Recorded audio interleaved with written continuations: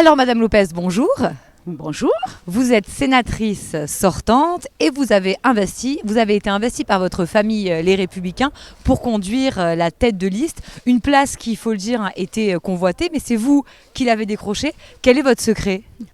Il n'y a pas de secret, il me semble que j'étais légitime, sénatrice sortante. En plus de ça, il y a quand même peu de femmes tête de liste.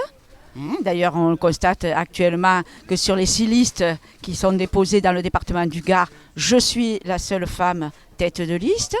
Et puis, j'avais un très, très gros soutien de l'ensemble de mes collègues du Sénat et des poids lourds comme Gérard Larcher, Bruno Retailleau. Gérard Larcher qui est le président du Sénat. C'est le carnet d'adresses aussi qui compte en politique ? Oui. Enfin, ce n'est pas que cela, c'est aussi les compétences. Je pense que j'ai été très estimée pendant les 6 ans que j'ai fait. Donc je crois que ça a pesé dans la balance. On m'a vu présente partout, que ce soit sur le département, au Sénat, où j'y monte toutes les semaines. Donc même chez les Républicains à Paris, puisque je suis aussi au bureau des Républicains. Alors la compétition pour la première place de la liste, elle a quand même été rude. Laurent Burgoa, le Républicain nîmois, l'a convoité. Certains de vos détracteurs dans votre propre camp vous ont dit que vous n'étiez peut-être pas assez compétente. Qu'est-ce que vous leur répondez aujourd'hui ? Je n'ai rien lâché. Je n'ai rien lâché et je ne lâche. La preuve, c'est que j'en suis là aujourd'hui. Quant aux compétences, qu'ils me prouvent qu'est-ce que c'est, sur quoi je n'ai pas été compétente. Il faut quand même savoir que ce n'est pas parce qu'on est élu qu'on est compétent dans tous les domaines. Ceux qui me disent cela, mis à part peut-être le président Larcher, et encore que si je lui parle peut-être textile ou des choses féminines, il sera peut-être un peu moins au point. Mais enfin, personne ne peut affirmer être compétent dans tous les domaines. Et c'est quoi finalement la marque Vivette Lopez ? Parce que c'est vrai que dans le paysage politique, on le voit aujourd'hui, vous êtes habillée en rouge, mais vous aimez beaucoup les broderies, les froufrous. C'est quoi la marque Vivette Lopez ?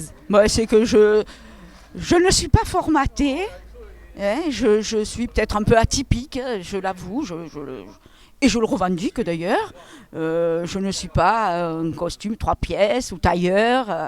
Et finalement, ça plaît ? Je crois que ça plaît beaucoup. En fait, je pense que ça a heurté un petit peu au début au Sénat, parce que c'est pas du tout... les gens sont plutôt un peu plus stricts. Mais moi, je trouve qu'il faut mettre un peu de la fantaisie et rester ce que l'on est. C'est vrai que moi, j'adore les dentelles, les froufrous, je ne le cache pas.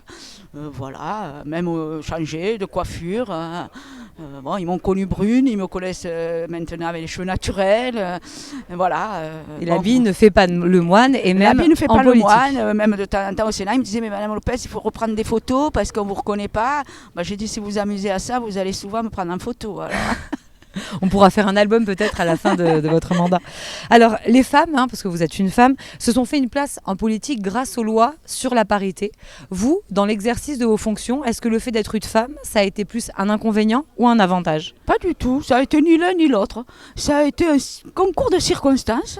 Et moi, je vais le dire, ce sont les femmes, les hommes qui m'ont mis en place. Pratiquement, puisque j'ai quand même commencé à être secrétaire de mairie grâce au maire de Mus de l'époque, M. Francis Demas. Je suis devenue maire de Mus grâce au premier adjoint qui a souhaité que ce soit moi qui soit mise en place. C'est Jean-Paul Fournier qui est venu me chercher pour être sa suppléante en 2008 au Sénat et qui a reconforté en 2014. Donc c'est plutôt des hommes. Et là, mes collègues femmes m'ont défendu, mais ce sont des collègues hommes qui m'ont défendu pour que je sois... Mais aujourd'hui, justement, on le disait, si vous avez été choisie pour être tête de liste dans le Gard au sénatorial, est-ce que c'est pas aussi grâce au fait que vous soyez une femme ? Peut-être, c'est possible. Il y a de grandes chances que c'est parce que aussi je suis une femme et que finalement, ils se rendent compte qu'on a besoin de femmes. Non, je pense que ça n'a pas été un inconvénient. Sinon, ils payent en plus des pénalités, je crois, s'il n'y a pas assez de femmes. Alors ça, je ne sais pas. Je crois pas. Mais je pense qu'à un moment donné, il faut des femmes. Mais en tout cas, vous, ça n'a jamais été un inconvénient. Pas dans du les tout. couloirs du Palais du Luxembourg, on vous a jamais fait taire avec un certain machisme qu'on peut connaître dans la société. Ça n'a pas été le cas. Non, jamais. Mais moi, je reste ce que je suis, j'avance. Mais de toute façon, pour ma part, je trouve qu'on est très complémentaires. Je ne veux pas tout féminin, mais je ne veux pas tout masculin, mais je trouve qu'on est complémentaires, donc on doit poursuivre cela. Alors, vous êtes en campagne pour les sénatoriales du 27 septembre. Alors qu'on se le dise, ce scrutin, il ne passionne pas grand monde. La plupart des gens, malheureusement, s'en fichent. Vous, concrètement, à quoi sert un sénateur ? Alors, je vais dire, les gens ne sont pas particulièrement intéressés parce qu'ils ne votent pas. Dans le Gard, on a 1911 grands électeurs. Donc ce sont des élus. Voilà, ce sont ceux-là qui sont intéressés. Alors, le Sénat est là. En fait, nous sommes les représentants des élus. Mais le Sénat vote toutes les lois. Voilà, mais nous sommes les porte-parole, nous sommes les élus des élus. Et donc nous leur apportons un grand soutien. Et bon, ils ont bien besoin que l'on soit là. Le Sénat n'est pas un anti-pouvoir, c'est un contre-pouvoir. Contre-pouvoir, c'est-à-dire pour que le plus grand nombre, et il n'y a pas que les grands électeurs qui nous regardent, mais comprennent, bien sûr. C'est que le Sénat est plutôt à droite. Oui, mais ce n'est pas que cela. Il y a un travail de fond très précis qui est fait au Sénat. Beaucoup plus que l'Assemblée nationale. L'Assemblée nationale, c'est plus un peu... La chambre d'enregistrement du gouvernement, c'est ce qu'on dit. À l'Assemblée nationale, vous faites partie de la majorité, vous votez pour, vous êtes dans l'opposition, vous votez contre. Au Sénat, on est libre, chacun est libre de son vote. Il n'y a pas de discipline de groupe. Il n'y a pas de discipline de groupe, moi je le reconnais, il y a quelques fois. Je n'ai pas suivi le groupe, j'ai voté pour d'autres propositions qui étaient faites parce qu'il me semblait que ça rentrait dans l'intérêt général et ça me concernait. Donc, comment vous expliquez aujourd'hui que quand même le Sénat, ça fait partie du Parlement avec l'Assemblée nationale, les sénateurs votent toutes les lois, mais pour autant les administrés, ça ne leur parle pas, ils sont de plus en plus éloignés de la vie politique. Vous, est-ce que vous le déplorez et comment vous l'expliquez ? Mais moi je pense que parfois on donne une mauvaise image et les gens ils pensent qu'on est plus crédible. C'est d'ailleurs pas comme cela que moi, alors peut-être sous mes apparences un peu frivole, frivole, avec des froufrous. Voilà, c'est cela, atypique, tout ça. Je prends les choses très au sérieux, très à cœur, et je vais en profondeur. Là, si je suis réélue, si les électeurs me font confiance, vraiment, je vais me battre pour défendre l'ensemble de nos élus. Mais quand on dit, certains élus qui auraient dit que le Sénat est une maison de retraite, ça donne pas vraiment envie de s'intéresser. Une maison de retraite pour élus. Je crois que l'âge moyen, c'est 50 ou 51 ans. Alors, si on considère qu'à 50 ans, on est fichu, franchement, ça devient un souci. Alors peut-être que certains devraient s'éviter d'y aller. Alors le Sénat, vous venez de nous le dire, les sénateurs représentent les grands élus. 68% des amendements sur les textes de loi sortent du Sénat quand même. D'accord. Il ne faut pas l'oublier. C'est le Sénat c'est les sénateurs qui bossent le plus, c'est ce que vous nous dites. Après discussion. Disons qu'ils étudient les textes de loi de manière différente et peut-être plus approfondie. D'accord. Alors là, vous menez campagne justement, vous allez, si vous êtes réélu, représenter les élus. Quand vous êtes sur le terrain, que vous rencontrez des maires, des conseillers municipaux, quelles sont leurs préoccupations premières ? Aujourd'hui, je pense que la première préoccupation, c'est les agressivités dont ils subissent.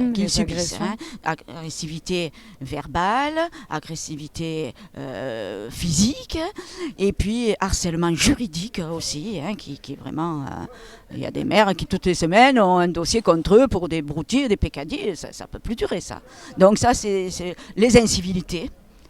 Mais un maire qui fait une remarque à quelqu'un sur une incivilité, ça va se retrouver agressé ou insulté. On rappelle le maire de Signes qui a été malheureusement tué alors qu'il rappelait à l'ordre. Ce n'est plus admissible. Ça, c'est plus admissible. Donc ça, c'est une des plus grandes préoccupations. Quelle solution vous pouvez apporter ? Peut-être avec un statut de l'élu. Un statut de l'élu et protection de l'élu. La protection fonctionnelle, on ne passerait plus par le conseil municipal et ce serait automatique. Plus de pouvoir au maire. Il faut plus de pouvoir au maire.